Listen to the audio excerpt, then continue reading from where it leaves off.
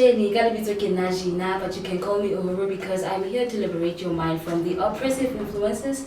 And I'm not alone today. I'm with my two brothers, Brother Asa and also Brother Vuyani. Here, minds combined to remind you who you are and reclaim your African cultural heritage. And I'm going to talk about such topics like Ubuntu and also Pan-Africanism. So, hello, Brother Asa, and how are you? Hello, Sister Nyabonga, for having us here. I'm okay. I'm alright. Thank you. And I'm also honored to be in your presence also. You know, it's such an honor to be in such a presence of people like you because you inspire a lot of people in the community, myself included, you know. I've learned a lot from you since I know you. And today I've got only a few questions for you, and it's all about the African, Africanism. So yeah, my question first will be like, what does being an African mean to you, and how your understanding to it has evolved? Sister Ntanda, the way that question is asked, Hobane, it also involves how it evolved. Definition layer. Primarily, and I say this because primarily Harinahanaga African, it's always something that's not close to us. It's always something that either is far away or that we're trying to throw away, or something that's not desirable. I've heard brothers lang shala kwana, anytime you say African, they think, yo, wood de la pomos. And I'm like, wait. So it's the same thing, but it's an African problem. And when I say that, I mean that even in America, Africans there are the same as the Africans in Soweto or Everton West. They all run away from Africa. Even if you are here on the continent, we all run away from it. And there's a reason for that. And it's mainly because we are a people who are colonized. Since 1415 specifically, 1415, that was the time when the Portuguese came Lana Africa, and they looted us African people of two things, human and material resources. So around 1555, they had stolen 700 tons of gold. 1 ton of gold is a lot. So 700 tons of gold, and it's on record. You can find it in the Portuguese Colonial Museum. You can find it in the museum in Britain. All these, you can find it on Google also. So that's the thing. Africa, it doesn't make us something we feel proud of. But there are certain conditions that can happen that will make us, and have had, in the past, have made us claim Africa for ourselves. And such conditions are when black people start going towards their interests consciously. Because, Africa is just like China, India, because it's a national identity. But too often it's not seen as such. It's seen as an inconvenience. That's why we call ourselves coloreds, or we call ourselves South Africans or Mozambicans or Black Americans. We don't want to be African. You know what I'm saying? Yes. So, sister, my evolution of it changed in that same way because I didn't like Africa. I didn't associate Africa with anything good. I thought it was witchcraft, hatred, violence, poverty, you understand? And then when I later started learning imvelaphi yethu, black people. Then I was surprised to go to, oh, we're actually all good. I thought we were all bad. You see, so I started to like myself better. So the definition I have of African is humanity, is me, it's my mom, it's my friends, it's the brothers on the corner, it's the sisters that I see every day. That's what African is for me. No, African is the Black Panther Party. It's Malcolm X, it's James Brown, it's Omali Yeshitela, it's hip hop. All that is African. All the way to Abu Henry Tsele ke nabanye abantu ke abazovela ngamabheshu, but Africa is humanity. It's a real thing. Thank you. Yeah. Yeah, and that's true, because like speaking on on colonization, yeah, we've been colonized and to hate ourselves, Yes, ma'am. in a manner that,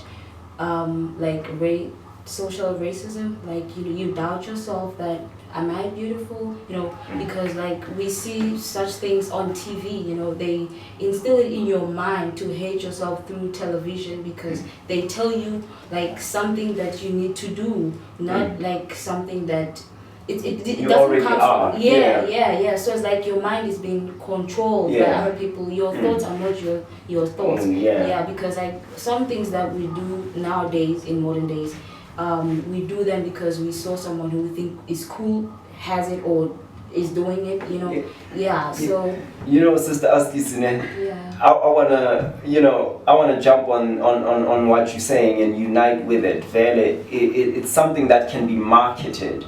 Yeah. Ukuthi, this is how we should be and this is not how we should be. But sometimes I think these things we have to tie them to what we call dialectical materialism. Angithandi ukulisho legama elokishini because but it's important for our black people have to not be afraid of science. So what is dialectics? Dialectics is the unity of opposites. The glass is up, the glass is down. You understand? Something is hot, something is cold. Up, down, male, female, red, blue, light, darkness, you know what I'm saying? So that's dialectical. That's what we call dialectics. So when we talk about materialism, it's things you can see, taste, smell, hear, or touch. So African people need to have dialectical materialism as a tool, esisebenzisayo every day. So that city, yazilana bekwi open space, manje sekunedodi. How did that happen? It accumulated due to what physical material factors? Singathi abantu bethu bayathanda nje ukungcolisa. No. Why bengcolisa? What are the material factors behind behavior le egulayo esinayo sabantu bomnyama? We really need to start becoming our own, let me say, each other's psychologists. Yes. Singabantu bomnyama. We have to start giving each other counseling. Because brother, you and I, we could get together as pussy beer, and that's our form of therapy. But that's not really who we are. It's not who Africans are. Yes. So I really want to unite with you, sister. On what you're saying, yeah. And I'm sorry I cut you off. I got excited. Yeah, it's okay. So like in terms of identity, what are your thoughts on like our identity? Like nowadays, when you look at our people, how they behave, would you say agree or say that it's evident that our identity has been stolen or stripped away from us? Just like that. Yes, sister. I think our identity was let me say it like this. It didn't exist before colonialism the way it existed after colonialism, and after colonialism it shouldn't exist the way it has existed because of colonialism. What am I saying? Before abelungu befika la Africa, but we were Moors over here, we were Kemetans over there, we were this group, not tribe, but group, ethnic group, you see. And that was based around economics. How are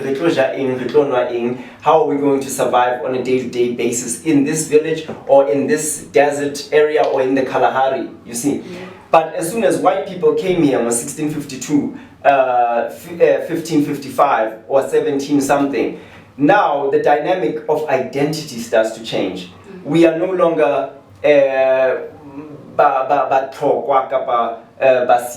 now this white man comes here and he's going to take Abantu and sell them off. The slave trade sends a up in Cape Town from 1652 until 1776. The slave trade in Cape Town, that really happened. You see, so every time black people think of colonialism and slavery, they think of it as something that happened in Ghana or no, it happened to Africa. Anywhere where there was black people on this continent, to Madagascar, trust me, that was the economy that was now being built. and it's for material reasons. It's not because white people, they had to give us some religious teachings. No. It wasn't that Tandaza is nyanya and we are satanic, we worship the devil. No, it was material resources as I say Africa, and people who come from a very barren and poor land, which is Europe, coming here to loot and rape us. So when they started looting us, they gave us names that suited what they were doing to us. So they found ivory in this part of our land. They called us Ivorians. That's the Ivory Coast. Oh, they found fish over here. It's called shrimp. They called it Cameroon. So that's a Portuguese word, Camaru. Camaru is a Portuguese word. Unabla Português. The people who are watching this, if they know how to speak Portuguese, they know what I'm talking about. It's a shrimp. It's a resource. It's a food. So the white people said, okay, we'll call this place Cameroon. So they come here. It's kind of like when a thief steals something, he'll scratch the name off and call it something else. I'll steal this table, I'll write my signature on it. Now it's no longer what it was, it's now something else that I've made it. So identity abantu bamnyama today is not the identity abantu bamnyama. We're not Zimbabweans, we're not South Africans, we're not Afro-Americans, we're not Jamaicans.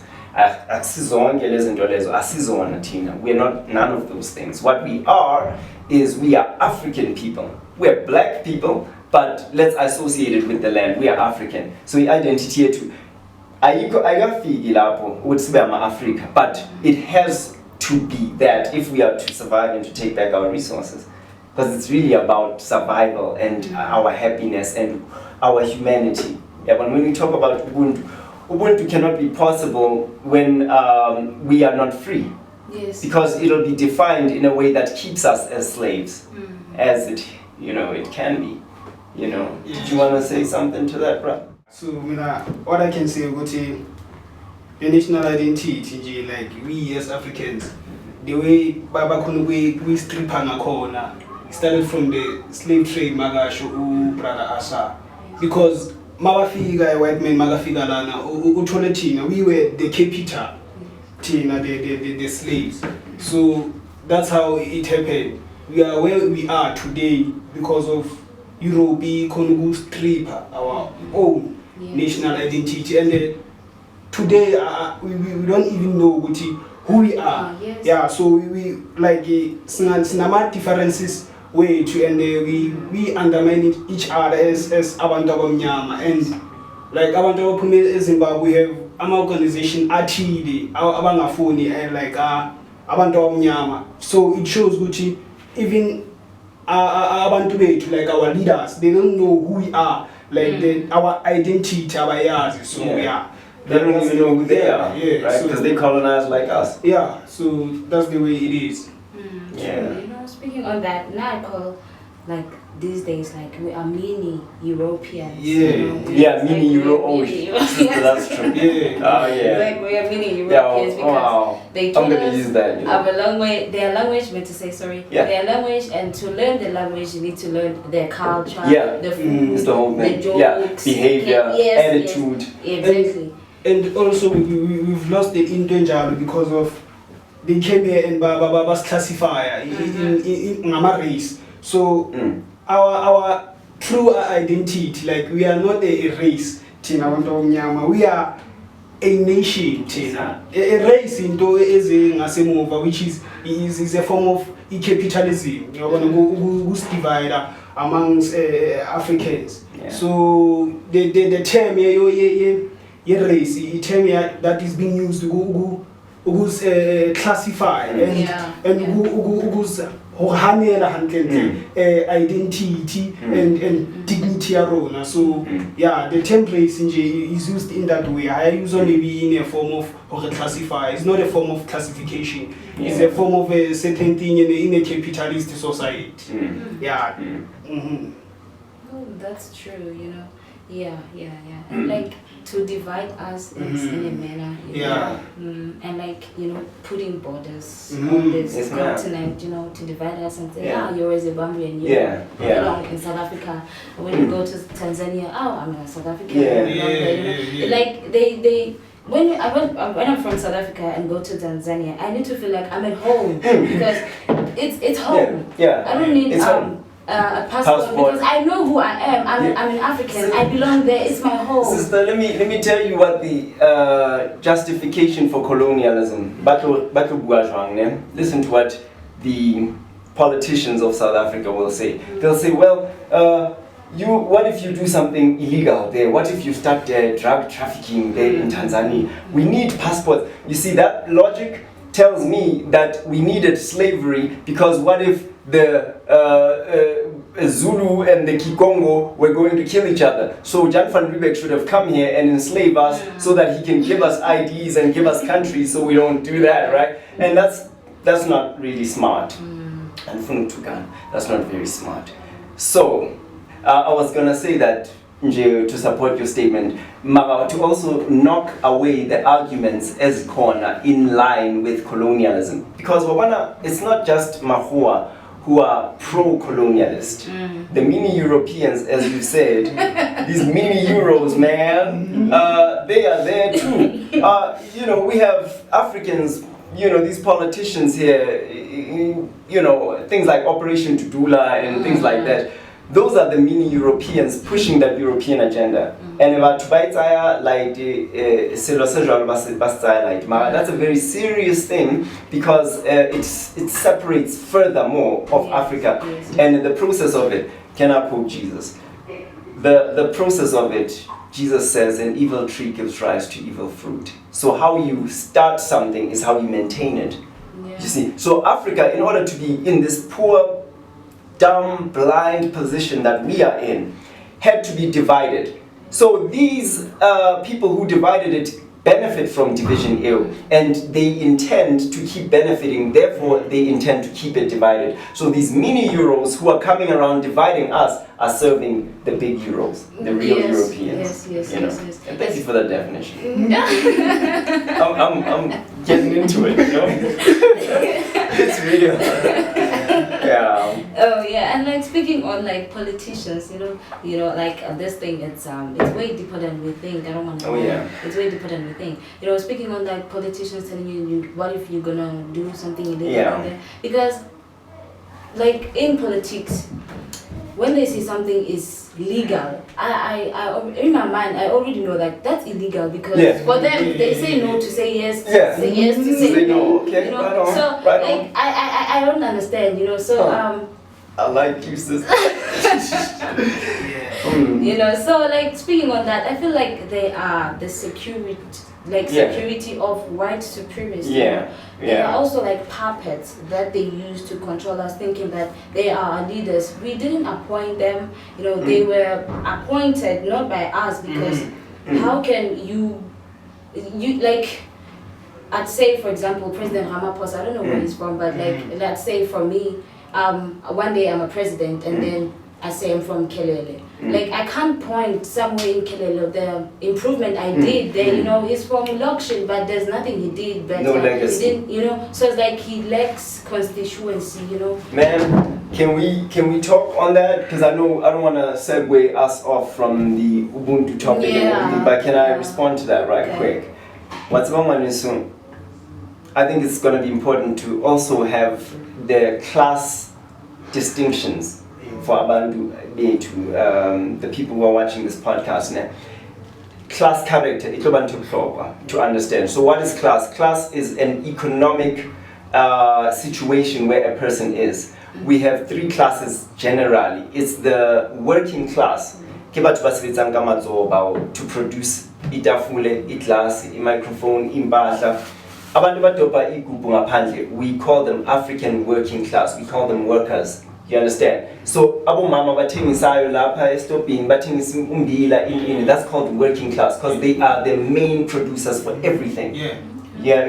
From the miners to the people who are domestic workers and people who are so-called unemployed. They are working. If they are black, they are working. Why? Because to sit at home in a land with so much resources, which is Africa, it makes no sense unless you are assigned that post by what they call the township. Because the township is a small space with thousands upon thousands of people. And then where the colonizers live is a large space with 6 or 2 people, right? Yeah, you know, Mojambi in one, the legacy of that, Nyazuguti is changing a bit, but not progressively. Yeah. So that means that the working class are one distinct class, and then we have the middle class. The middle class, your teachers, your doctors, you know, your media personalities, you know, your Sumizi Mhlongos, you know, your pastors at the church. Those are middle class because they don't produce anything, but they administrate this system, extract from Abbasidians, from the workers. They are hired by the bourgeoisie, what we call Amabourgeois, not the ones we eat. But maybe we will one day, who knows. But the ones who are the ruling class, the white ruling class.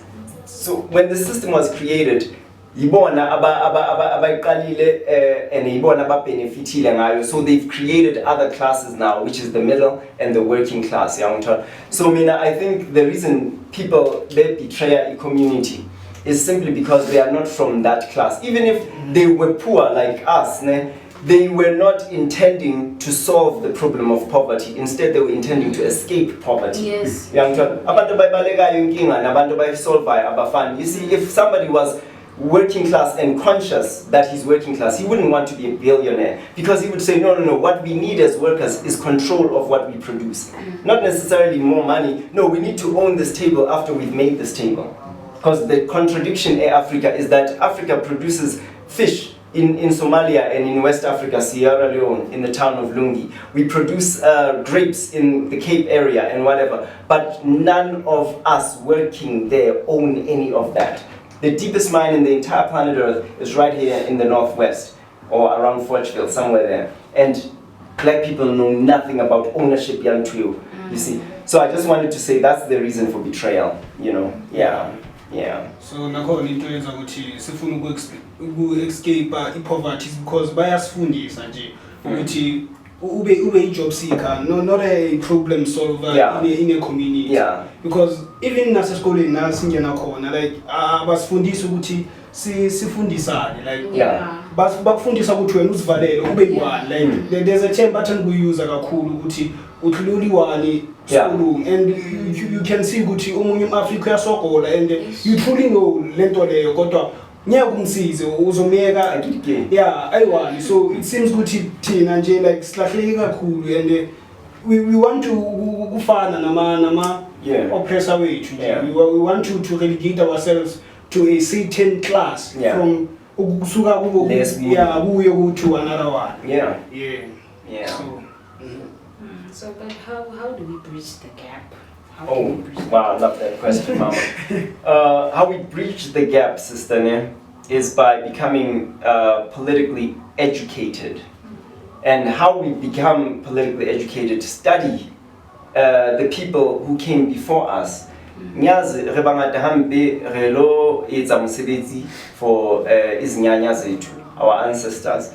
December nyazi niyohlaba imbuzi siyohlaba inkomo nani sihlabela abaphansi. Jesus sometimes he says, I don't need blood sacrifices. I need your hearts, I need your love. You see what I'm saying? So we don't sacrifice a chicken or a cow and then suddenly we're cool with our neighbors. Nah, brother, you follow what the sacrifice really is to get with the ancestors who they died fighting for us. Steve Biko died fighting for us. So now is to say, okay, Tate Biko, let me pick up a book. What did you leave? Where do you want me to go? We say that in the church. Well, you read that book. Now now you go to your neighbor and you talk to your neighbor, and we say, neighbor, makelwane sinenkinga esona so mhlawumbe eyamanzi or sinenkinga esona so extension 11 abantu banamanzi. You know what I'm saying? So that's part of it. We bridge the gap by becoming conscious of our history, and for completing the Black Revolution, we gotta complete it. We still need black power. It never happened. We were defeated militarily. So Okay. Wow. So what does culture mean to you, and what does it Like, how does it influence you? Right on. Culture means that which is helpful in us being able to survive as a people. To survive as Batho ba Batsho. That is culture ya Batho ba Batsho. You see, that's why we have different cultures all over the world, because culture is nothing else but a byproduct of survival needs. So Chinese culture is going to be different from African culture because Chinese environments and Chinese problems are different from Africa's environment and Africa's problems. That's why the Chinese have their own culture. Now, African culture, because of colonialism, is, let me say, how do I say, maybe freezile something, has been stopped. The process of making African culture was stopped in 1415. It was stopped in 1652. Because lento esiyenzayo sithi African culture, let's say mhlawumbe ugqoka ibheshu namhlanje, sithi mfethu yabona siba cultural ke namhlanje, cultural day.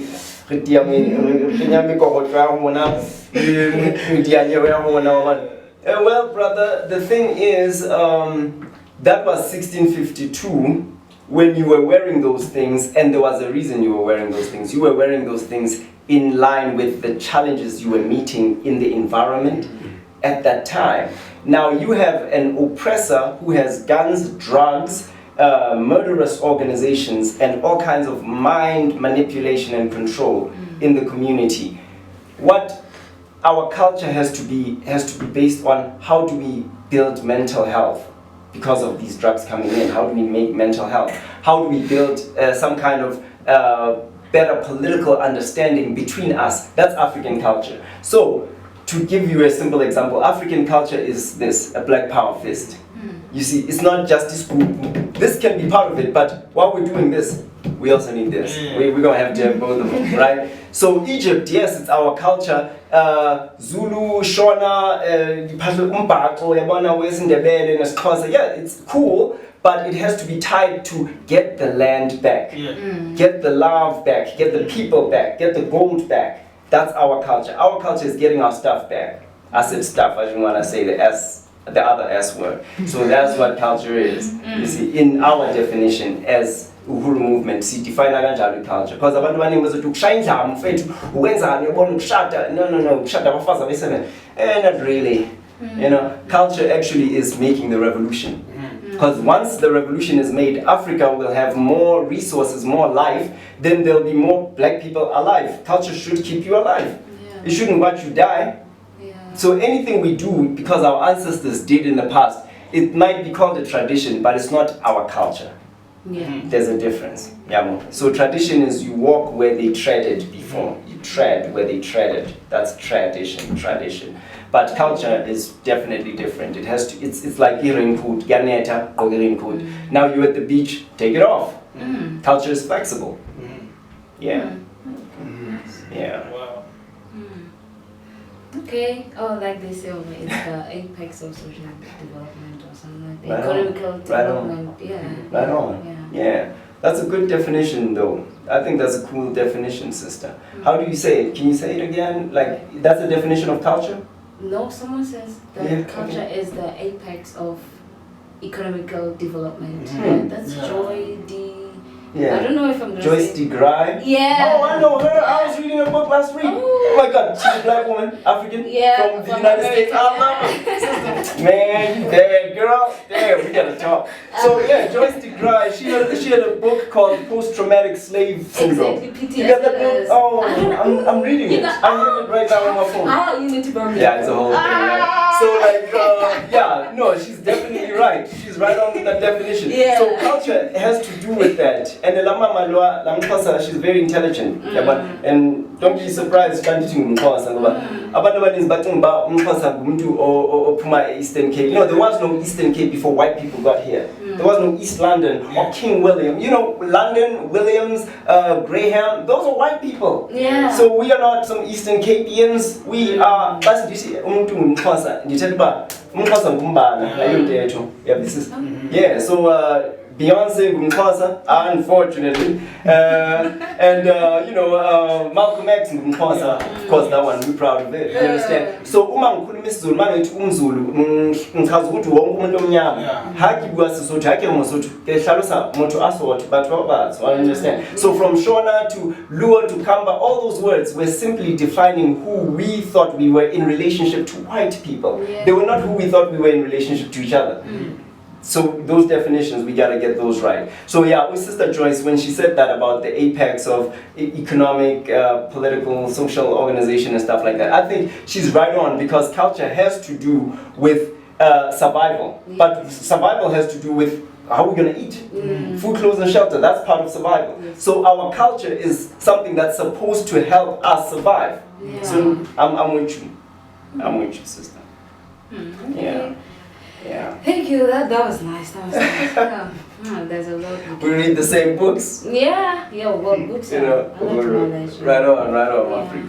Yeah. So like in terms of Ubuntu, how can we apply or use or like go like I don't know how to put it, but re ka etsa jwang hore re kgutlele morao re bene le Ubuntu bana ba rona like re tsebe, you know. Yes, ma'am. Yeah. I've seen documentaries in South Africa, and I've seen some examples of Ubuntu. I think Ubuntu always comes up whenever the people become aware of their mission. Ubuntu Bafa when we lost our mission. So I think that's something I can speak more on it after the break, but yeah.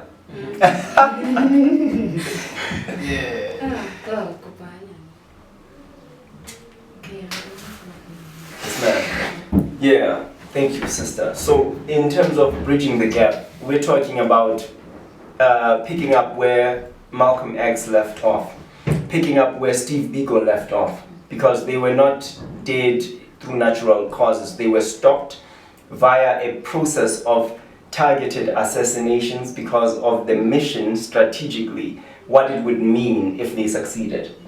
It would have meant one Africa and one nation, one political and economy Upper Africa. And when I say Africa, I don't mean on the continent itself. I mean from here to Madagascar to America. So how we bridge the gap, how we connect back to finishing this mission is by going back to say what is left behind from the struggles of the 1960s. Yes, in South Africa, I know something about 1994 happened, but let's go back even before 94. What about Steve Biko? What about Mr. Sobukwe? What about Brother Chris Hani? You see? And so those are people that can give you a guiding light, but already there's organization that I vouch for with my life. If people want to make revolution, they need to look up Omali Yeshitela. His name is Omali Zwelakhe Yeshitela. He is a revolutionary of the highest order since 1966. This man has published the first Black Power newspaper that's still running to this day. Young Tala, it's still running. We have access to it. If people want to catch it, they can just contact us. But in Njalo, that's how we bridge the gap, my sister. I think we need a revolution. We need to continue the work. Yeah. Yeah, so in terms of, because let's not forget about what the podcast is about, you know, let's draw away from our point back to our Ubuntu and Pan-Africanism, you know, in terms of the cultural disconnection, you know, loss of our traditional practices, language and cultural identity, you know, like Ubuntu is, it's a philosophical like concept, you know, that it's about interconnectedness, knowing that you are my brother and that spirit is no more. In Ubuntu we need to love each other, respect each other, but respect is no more these days. So like I was talking about like how can we like remind our brothers that like just, you know, love one another, because that's the only way we can go forth or, you know, or fix this damage. Yeah. Yeah, Mama. I think you wanna say something? Continue. Please. I was gonna say, my sister, in order to get this ball back on track, we need to finish the mission. Yeah. So join. Let's say the programs that I see here. Yabana. Against the trauma, the mental fatigue, and promoting mental health. That's how we fight for revolution. It is. Yes, it's day-to-day things that we do. We don't go out on one day and say, yeah, we will burn down the parliament, y'all. Yeah, not really. Yeah, not really. What it is really is, do you greet your mother next door? Do you help an old lady cross the street or bring her bags inside? Do you tell children to not walk around without their shoes because you know there's bottles all over the ghetto?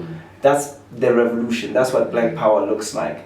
So utando olo mdana sekaya. Yabana, when I describe it, it has to have a what for conclusion to it. So the reason I'm telling this child like I'm a parent, I'm treating him like I'm a parent, is because we have to get to a free Africa.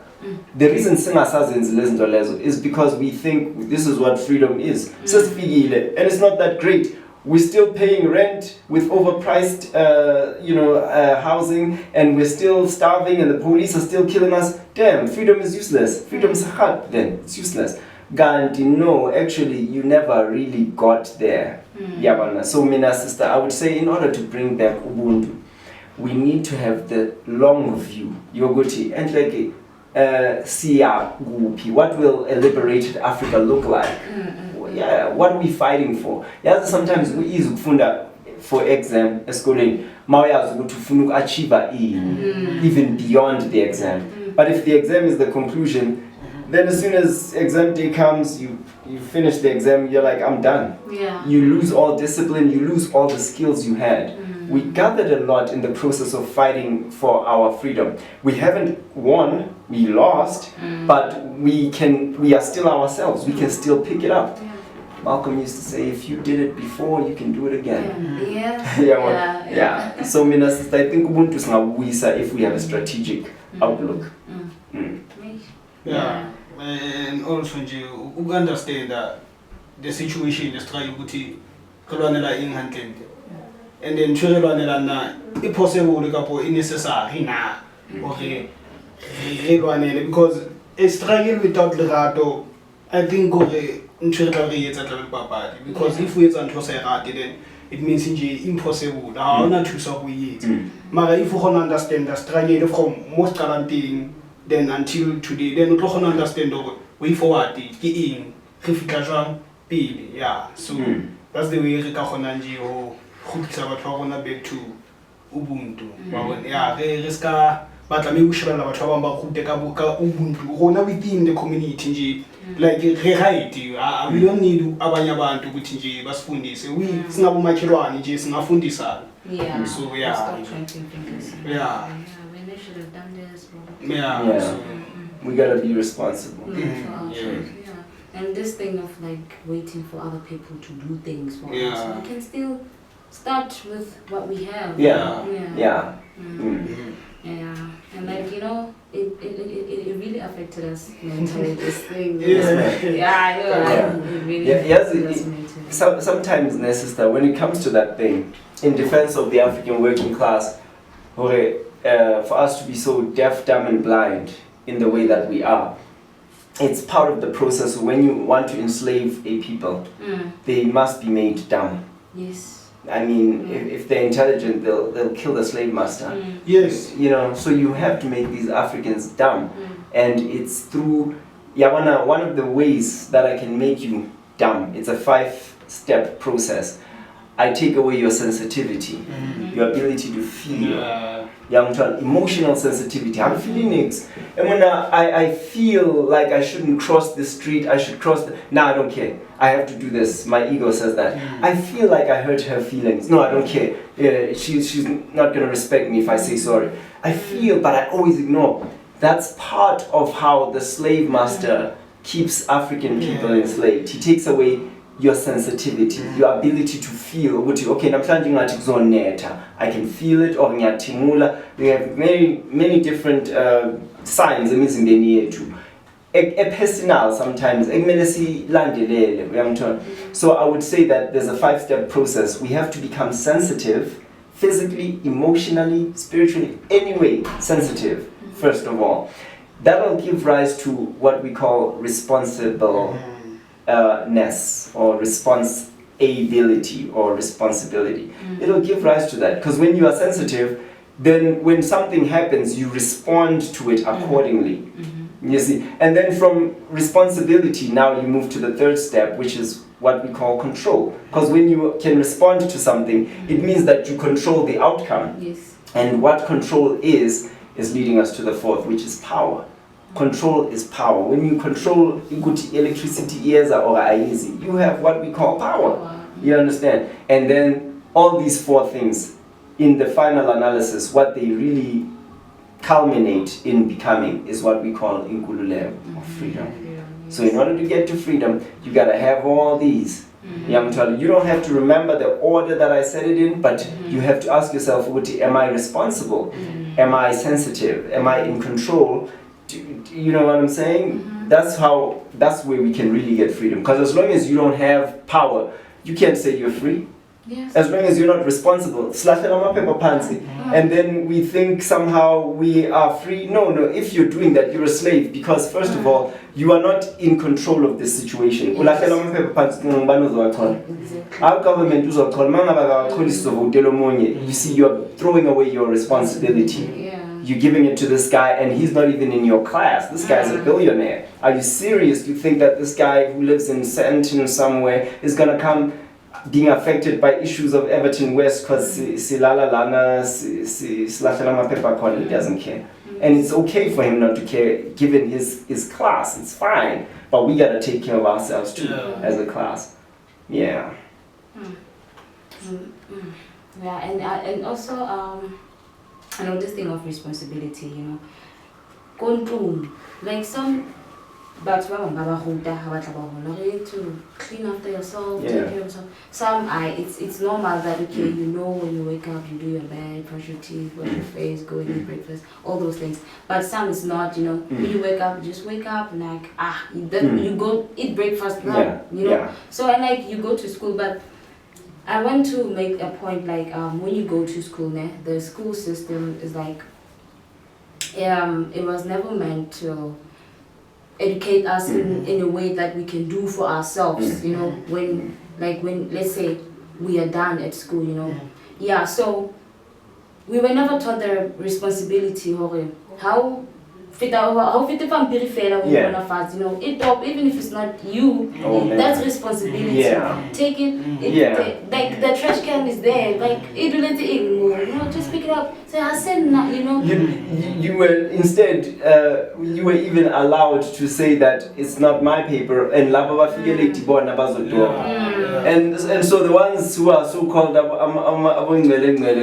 good guys, but they are not supposed to be responsible. They arrived on time, so they are clean. They're the class rep, from class to class. You know what I'm saying? But then when they finish matric, they themselves are harmed by this irresponsibility. Because now, yes, maybe they'll become university graduates, but with that sick attitude of being irresponsible, they're nothing but slaves. And they make the best kind of slaves, because they're the slaves who speak French and English and Latin and impress the white people even more and keep African people enslaved. I almost became one of those people, so. I was on the way, man. I had teachers that loved me, so they changed my life.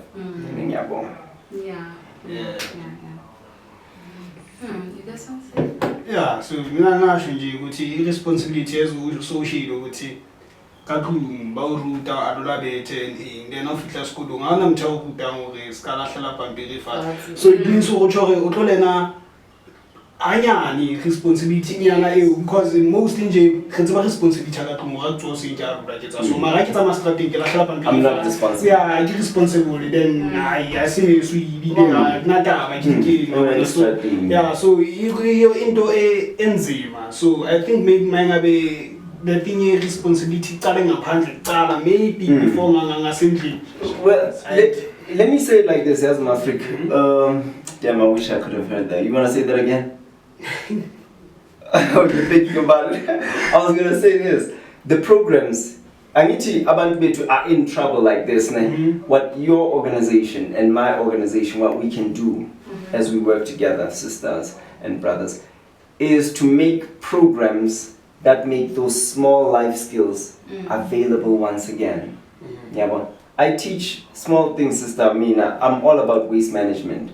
I'm an expert. I don't want to brag, but I'm really good at waste management. The only thing that is still beating me right now, and I hope somebody who's watching the podcast can contact us and let us know the solution. My only weakness is diapers. I'm a napkin, Huggies, whatever. I don't know how to deal with them. I've picked up trash throughout Everton, Western Forgefield, and I know what I'm talking about. No trash is impossible to get rid of, and in a healthy way that saves the people and the environment. Now, I'm a napkin, and among Kulumana Machita, they don't want to learn how to change Amali. They want to give all the work to the sisters, and then what is a man in Zaranja but our sister, the reason Batanga Hagis now, but I don't want to, leave it like this, is because by us, they are alone. Black women always have had to struggle by themselves when it comes to diapering the baby, feeding the baby. So that's supposed to be part of African culture. An African man, in cultural terms, should be the kind of man who knows how to change a diaper with his eyes closed. So how they are tabbing, lo na hair with we're gonna be learning how to do diapers. And if change diaper we're supposed to be told what our harm was solve our problems with black community. Hey, we gotta know how to solve these things. And it ain't a touchy subject because the thing is Africa means freedom and we are Africans. We gotta be responsible about it. So Mina sister, in defense of African women, I'm saying brothers need to also, we need to create programs. As a sense of Ubutinat is participating on a Kulisen Lingan, then we are talking about a culture now starting to develop, an African culture. Then we're going to have programs that look to Samba to get into Zenyan, because simple things like learning how to walk. I learned how to walk 4 years ago. I was taught by an old woman. She was teaching martial arts. And she said, if you were blind, walking the way you walk, you wouldn't survive. Blind people have a specific way that they walk. They walk in a sensitive way. And I was like, damn. You see? So we have so much to learn, even about breathing, even about washing our hands. God, we don't know anything. And at the minute we're not going to learn. So we got to calm down and say, okay, teach me. Yes. Okay, I hear you, and that's great. Informative too, and I refer you as like an African sage. Wisdom, all that. Yeah, for real. Yeah. So for real, like I'm being honest right now. You got all that wisdom that people need. We need people like you. In this community. We need people like you for real. With that being said, I don't know if you have something to say with that. I don't have much to say. I'm done.